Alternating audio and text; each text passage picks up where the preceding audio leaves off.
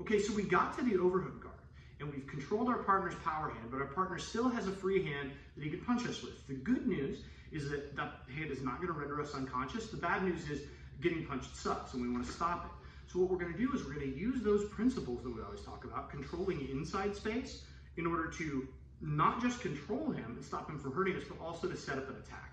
So if ELIAS is in my close guard, and he goes to punch me, I've made my shield, he tries to punch.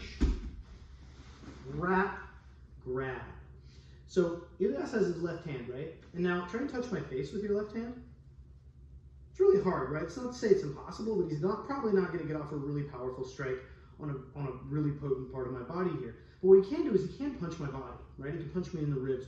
And I just rewatched the Don Fry, Mark Hall fight from UFC 10. You don't want to take too much of this to the body.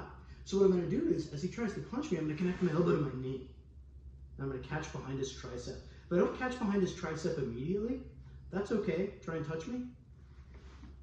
If he wants to strike, he has to bring his arm to me. So as long as I have this shield in place, I'm not too worried about it. So I grab. ELIAS tries to punch my ribs. Catch. What I want to do is flare my knee toward where his elbow meets his bicep and give a push-pull control. So I'm sort of pushing with my knee and pulling with my leg. Now I'm going to move my body out and step on his hip. Now, and this is a really powerful control position. So now ELIAS can't headbutt me, he can't punch me with either hand, he can't, it's going to be even harder for him to bite me. So it's really, really potent control from here. So just getting good at this control position is really useful. But now we want to attack. When we're ready to attack, I'm going to take my hand that's on his tricep, slide it to his wrist. Still have that push-pull control, right? So you have to move around a little bit. See how I stay stuck to him? And you see how also I'm not using too much strength because my legs and my hands are my legs are at a 90-degree angle making frames. So I don't really have to use a lot of strength. I'm using structure to stay attached to him and keep myself safe.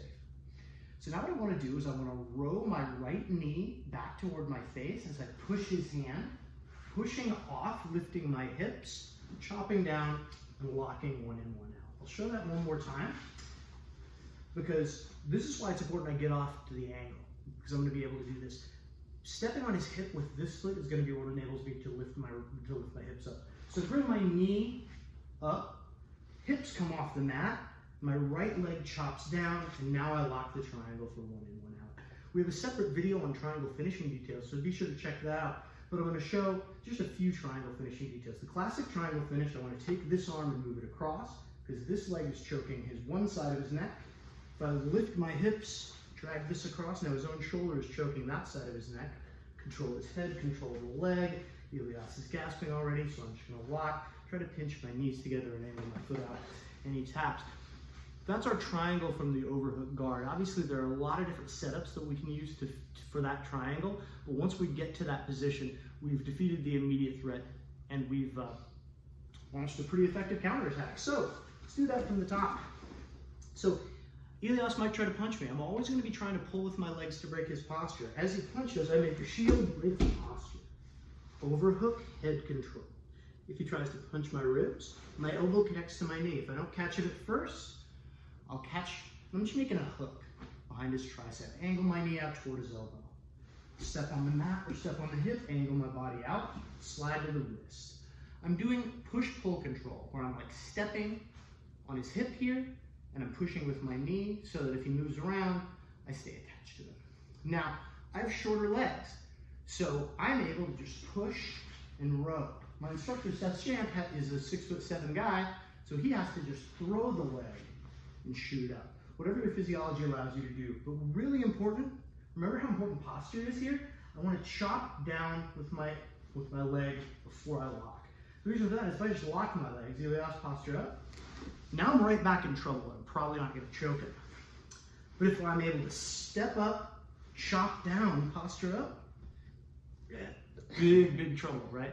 And so from here, lift the hips, drop the hips past the arm, grab the head, grab the shin.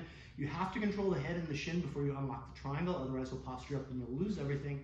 Step on the hip, angle out, make the lock. Left foot angles out, knees angle in, and my buddy taps. This is a classic attack, and one thing you'll notice is what sets up the triangle is me getting one in, one out. You'll see a lot of triangles and arm bars from strikes because necessarily if you're striking someone, you're moving one arm. So there are opportunities to strike. That's not to say that you should lay on your back. You should not, but that's where often when someone attacks, they set up an opportunity for counterattack, like this stage of the punch block series.